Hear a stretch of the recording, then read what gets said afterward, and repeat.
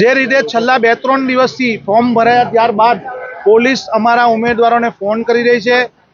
જે રીતે એસઓજીએ ફોર્મ ભરતી વખત આખો મોટો સ્ટાફ લઈને એસીપી ડીસીપી એસઓજીના તમામ લોકો સાદા ડ્રેસમાં આવી અને ચૂંટણી પંચની કોઈ પણ કોલ વગર તેઓ ત્યાં હાજર રહ્યા। ઉમેદવારોની સાથે જે રીતનું વર્તન કર્યું, હથિયાર, દંડા અને લોકોને ઉમેદવારોને ધમકાવવા માટેની તમામ પ્રયત્નો કર્યા ને હવે પછી કેમ પ્રકારે તેઓ ફોન કરી રેકી કરી પ્રાઇવેટ વાહનોમાં ફરી રહ્યા છે અને આ અધિકારીઓ છેલ્લા 5 વર્ષથી ઉપરથી અહીંયા નોકરી કરી રહ્યા છે। બીજા બધા અધિકારીઓની બદલી થઈ ગઈ, એ લોકોને આચારસંહિતાનો નિયમ પ્રમાણે એ લોકોની બદલી થઈ। આ લોકોની કેમ નથી થતી? કારણ કે આ સરકારી મશીનરી છે।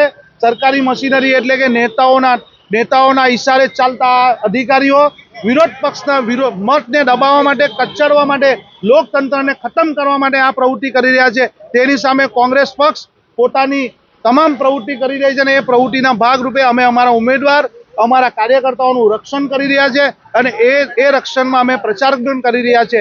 લોકતંત્રને બચાવવું, લોકોના મતને, લોકોના વિશ્વાસને બચાવવું એ આપણો બંધારણીય અધિકાર છે અને એ બંધારણીય અધિકારની અંદર જેટલો શાસક પક્ષ જરૂરી છે એટલો જ વિરોધ પક્ષ જરૂરી છે।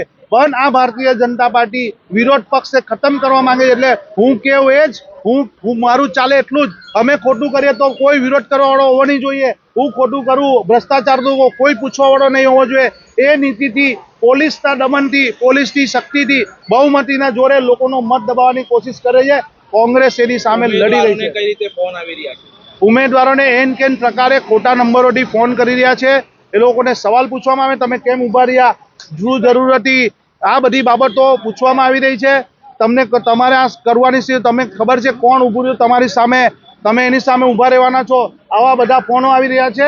અને આ જે ધંધો જે હોમ મિનિસ્ટર અને સરકારના તત્વો જે વર્ષોથી જે એમની ઓફિસથી બહાર ચા પાણી ગ્લાસનું કામ કરતા છે, એ લોકોને આજે કામે લગાવ્યા છે। કઈ જગ્યાએ હાલ ઉમેદવારો રાખ્યા છે? અમારા ઉમેદવાર તમામ વોર્ડમાં સુરક્ષિત અમારા કાર્યકર્તાઓના અંદરમાં છે। તેઓ પ્રચાર પણ કરી રહ્યા છે। ચા નાસ્તો મસ્ત રીતે ગ્રુપ મિટિંગો અને ફોન દ્વારા પ્રચાર કરી રહ્યા છે। એની અંદર કોઈ જાતનું કોઈ એવું નથી, પણ રક્ષા કરવી એ કોંગ્રેસ પાર્ટીની ફરજ છે।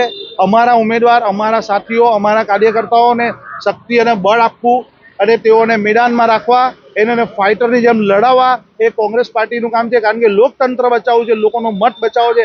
મારા સુરત શહેરના એક મતથી મારે રક્ષણ કરવાની છે। એના માટે મારે લોહીનું ટીપું છેલ્લું હશે ત્યાં સુધી હું લડતો રહીશ।